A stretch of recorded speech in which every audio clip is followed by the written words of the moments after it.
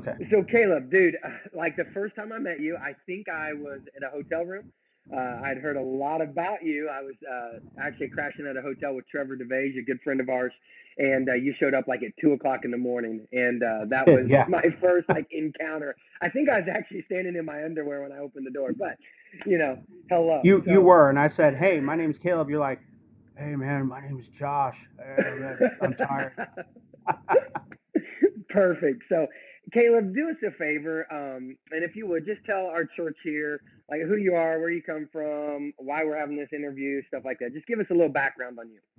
So, Yeah, absolutely. My name is Caleb, and I'm Josh's friend and Trevor's friend, if you know him. And if you don't know Trevor, your life is probably a little bit better. Just kidding. I love Trevor. But I'm a pastor and an author, and currently I write and I travel and I help churches and organizations kind of learn and understand how they can leverage grace and truth to create belonging within their church, kind of the same kind of belonging that Jesus created, where you can belong before you believe, and you can belong even if you don't agree, because we're hmm all trying to move towards Jesus and follow Him together. So that's what I do full time. I'm originally from Columbia, Missouri, and grew up there and in Kansas City. And my childhood is unique, as you know, Josh. I mean, when I yeah. was when I was 2 years old, my parents divorced, and both of them went into same-sex relationships. And my mom, she was in a 22-year monogamous relationship with a woman named Vera, who was a psychologist. And my dad, he had several different friends, but my parents were activists, and that's just kind of the environment that I grew up in. And Caleb, I've heard you share this testimony. I've heard, read it in your book, Messy Grace. Um, what life was like. I know you experienced going to some gay pride parades, some things of that nature. And what was your thought between that or Christianity, especially as a young man? I couldn't stand Christians. My mom and her partner were activists. They were on the local board of directors for GLAAD in Kansas City. When I was young, they took me with them to gay bars and campouts and pride parades and parties and house parties. And I just saw Christians protest these events. They were horrible towards them, holding up signs saying God hates you. One gay pride parade I was in when I was in elementary school, there was a bunch of these Christians holding up these signs saying God hates you. And when people from the parade would go try to talk to them, they would get doused with water and urine from these quote unquote Christians. And they would say, "This is what Jesus thinks of you." And I saw Christians ignoring their young sons who were dying of AIDS in the 1980s. And so Mm, here's my thought, Josh. And I don't know yeah. if you can relate with this or not, but my thought is I don't want to be part of such a hateful, bigoted group, because if they are this bad, I can't imagine how bad Jesus must be. Wow. So how did that turn then? I mean, I can totally see what you're saying there. And because that was your experience. But Hmm. obviously, at some point in your life, you decided maybe Jesus was okay and you wanted to follow him. I mean, how did that turn of events happen? Yeah, so when I was in high school, I hated Christians. I was 16. I got invited to this Bible study for high schoolers led by a high schooler, and I thought this is going to be perfect. I'm going to go and be a pretend Christian, and I'm going to just kind of learn about their faith, and then I'm going to dismantle it.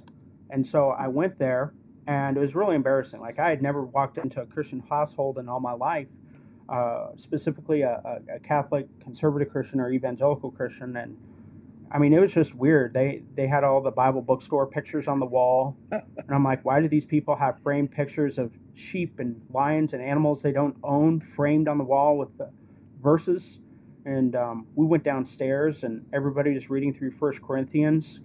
Everybody's reading a verse. They get to me, and I read a verse from First Chronicles, and they said, "Oh, you're where are you?" And I said, "First Chronicles." They said, "You're in the Old Testament." And I said, "Is there a new one? Is there updated 2.0?" Like, I had no clue. And here's what turned me. Two things. Jackie Hill Perry, in her book that Mm, just came out, which is a great book called "Gay Girl, Good God," she said, "Do you know who God used to cure me and heal me of my church hurt?" And then she put the church. And so I was able to mm, meet Christians that were very truthful, but they were gracious and empathetic, and they allowed me to have margin for where I was and not understanding things. And then the other thing that turned me was really being able to see Jesus. I mean, Jesus, he's cool. I still think Christians are weird, and I can say that because I am one. But I mean, here's Yeah, somebody. I get you. I get you. Yeah, he had very deep biblical beliefs, and he had very real expectations for how we should live our lives and pursue holiness. But he also had uh, very real and personal relationships with people that were nothing like him, people that were pushed to the margin of society. And as Andy Stanley says, people who were nothing like Jesus liked him, and he liked them back. And I'm like, man, Mm-hmm. I can get on board with that. And so that's what really turned me. And then I ended up, becoming a Christian and wanted to be a pastor and changed my view on sexual intimacy to what I hold today, that God designed sexual intimacy for the expression of marriage between a man and a woman, and anything outside of that is not part of his design. But I also came to this conclusion that a theological conviction should never be a catalyst to devalue another person. And so it was tough telling my parents. I mean, if you can imagine how a same-sex attracted or gay or lesbian teenager feels coming out to their conservative Christian parents, I was a 16-year-old coming out as a Christian to my 3 gay parents, and their response was they kicked me out of the house. And so Wow. that was Wait, wait, very, wait, very wait. eye-opening. Like they really kicked you out of the house? Yes. Oh, wow. And so, like, when I go and speak at student conferences, and students will say, "You have no idea what I've been through." When I came out to my parents, they did this, this, and this, and I'm like, actually, I have every idea of what you're talking about. Because fear gives us permission to do horrible things to people. And I think that's something that we need to understand. I mean, I think Yoda said it the best when he said, "Fear is a path to the dark side. Fear leads to hate. Fear leads to anger. Anger leads to hate. Hate leads to suffering." And yes, I do think Yoda was a Christian. Well, I'll try not to hold that against you. But it's hey, I like Star Wars. All right, it's other pastors on our staff that are like what I'd call Star Wars geeks. I just like to be entertained, so I go to the movies. So don't hold that against me, okay? Maybe. I don't know. Let's Maybe. see. Go We'll ahead. see. All right. Well, so your life is then it's turned towards Christ. Obviously, eventually you go into being a pastor, stuff like that. Um, I want to jump to your book, Messy Grace, and I know in it you talked a lot about this idea of truth and grace, and in John 1, it says that Jesus came offering grace and truth. So, how do you how could you help us better understand how both of those issues, especially inside of this conversation of LGBTQ, how do you wrestle with both those words there? You have to learn how to be uncomfortable in your faith. If you get to Mm, a place where you want to be comfortable in your faith will never be strong. It'll be weak. And the only way that your faith can really be comfortable is if you take sides between grace and truth. But as you said, John 1:14 and 17 say that Jesus Christ came full of both grace and truth. And if we take sides, we're weak and flimsy. It's like if I say I'm all about the grace but no truth, it's like holding a rubber band just from one side. It's flimsy. If mm, I say I'm all about the truth but no grace, same thing. You know, mm, I think Tim Keller said it best. He said, "Truth without grace makes you a bully, and grace without truth makes you a coward." And so, mm, if there's no power here, where's the power? If I say I'm about the grace and the truth, the power lies in the tension of the two. And you feel this tension when you're like, my friend is struggling here, but the Bible says this. Jesus says this, but I'm struggling with this. My family's doing this, but Paul said this. And this is love. I mean, this tension, when you run away from the uncomfortable feeling of tension that you have in grace and truth in your relationships, you're being unloving.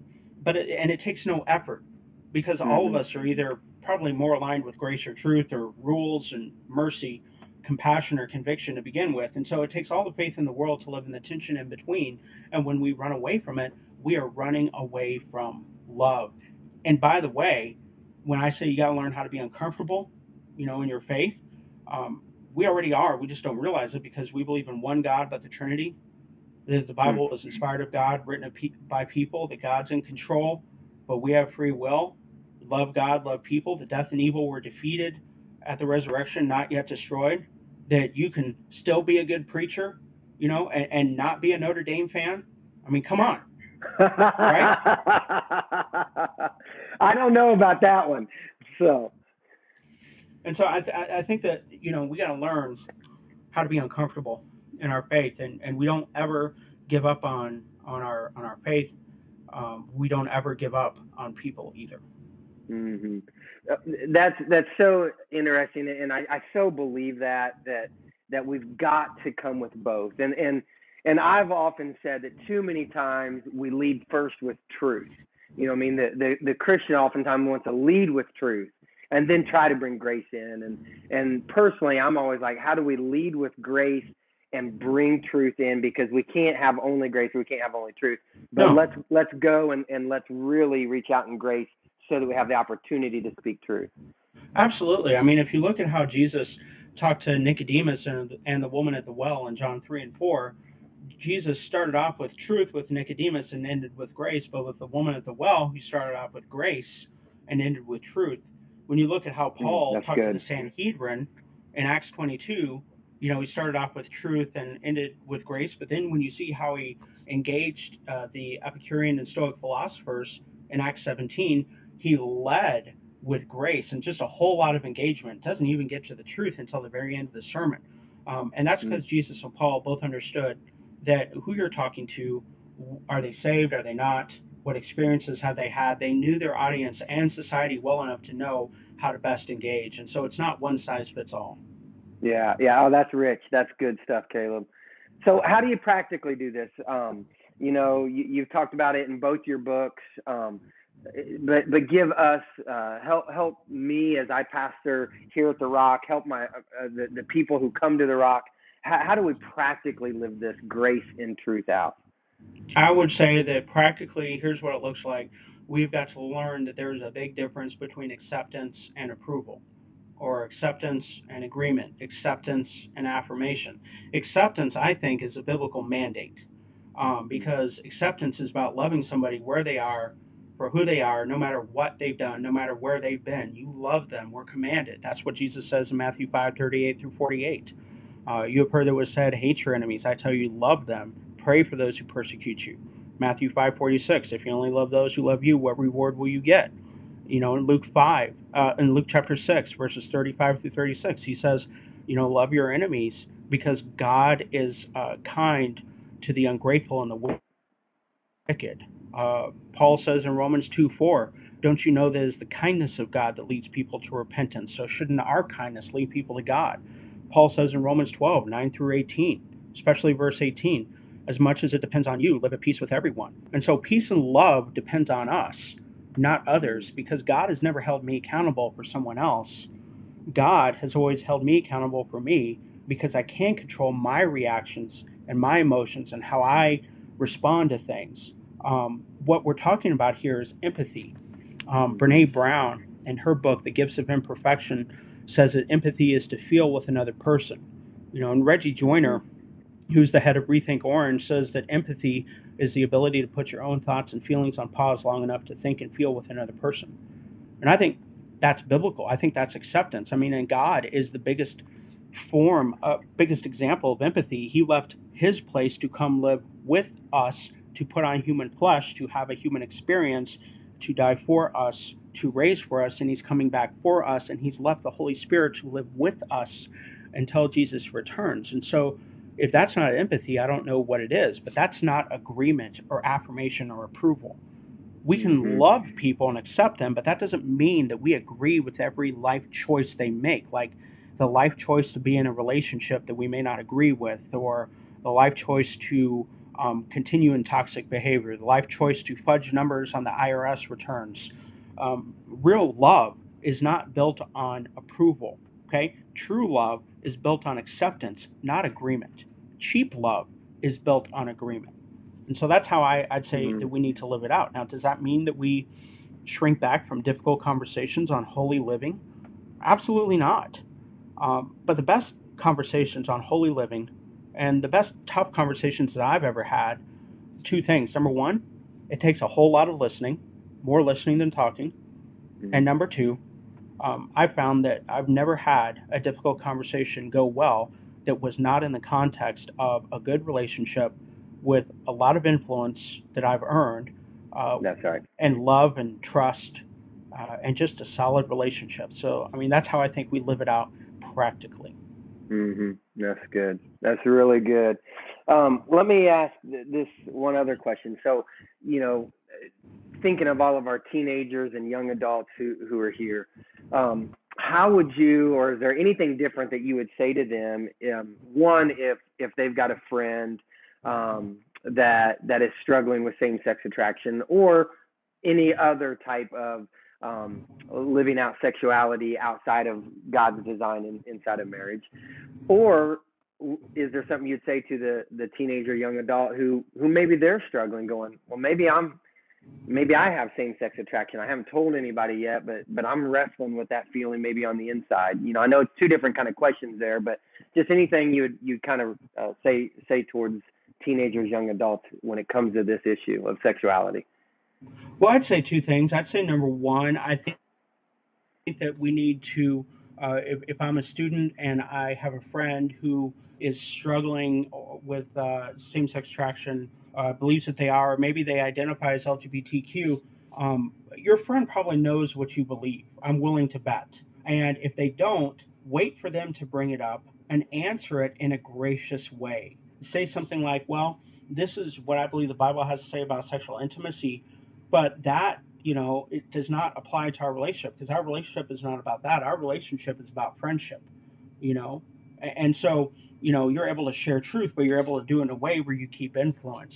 Because I think I'd say the biggest thing to do more than anything is to stay fully engaged in your friend's life, to be fully present, to not give up on them, to not write them off, to invite them with you to church, invite them with you to different events, to really be fully present in their life, because that builds influence. And when you have influence, you're a leader. I mean, John Maxwell says leadership is influence, nothing more, nothing less. And when you have influence, when something goes wrong in somebody's life, you're able to do something about it. You're able to speak truth and hope and holiness in their life.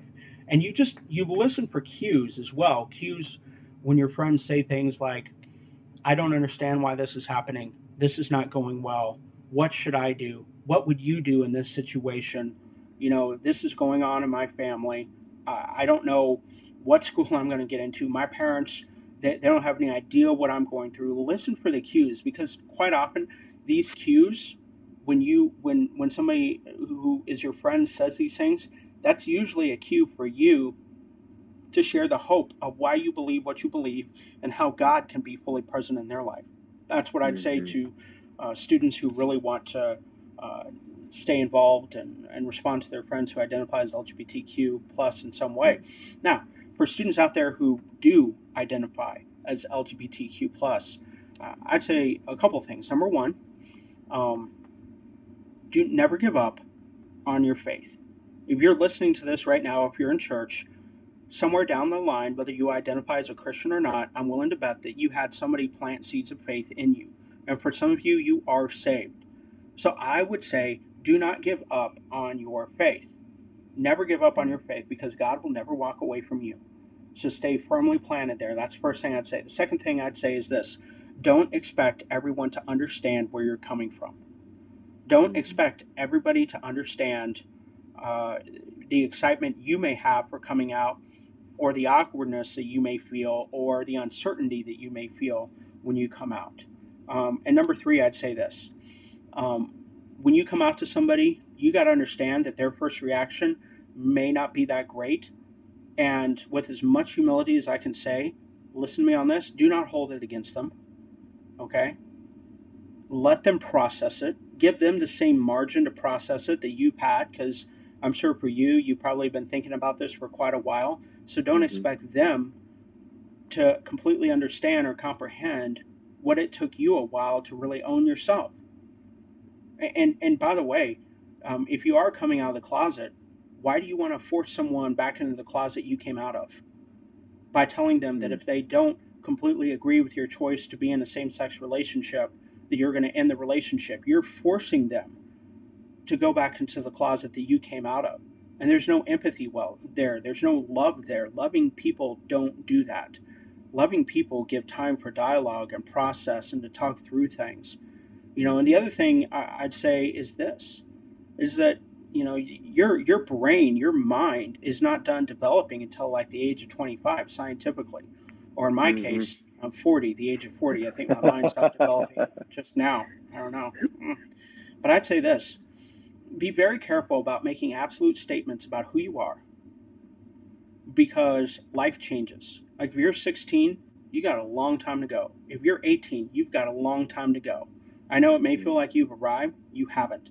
And your life today will look completely different than it will 10 years from now. So give yourself time to really acclimate and to, think through things and never make absolute statements.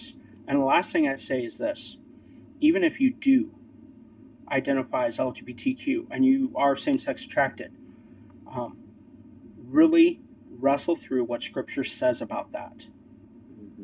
And no matter what, understand this, you were never made to primarily identify with your orientation. You were created according to the beginning of the Bible, Genesis 1, no matter what you believe about it, you were created to identify with God because you were made in His image and in His likeness. And so never primarily identify by your orientation or anything else other than that as a Jesus follower. That is your main identity no matter what. That's what I would say. Yeah. And that's just good stuff, Caleb, and just across the board, because we know that we're dealing with a lot of things right now in culture, and whether that is LGBTQ, whether that is any other kind of sexual attraction, adultery, divorce, living together, having sex before marriage. There's so many different pornography. It's all over the page. So looking at how do I look and see first and foremost that I'm wired to be in relationship with God, and that I got to put that relationship with God above everything else. And if I start looking toward that relationship with God, then I can start walking out the other things in my life, So conversation's been huge. I appreciate your willingness to share so much with us. So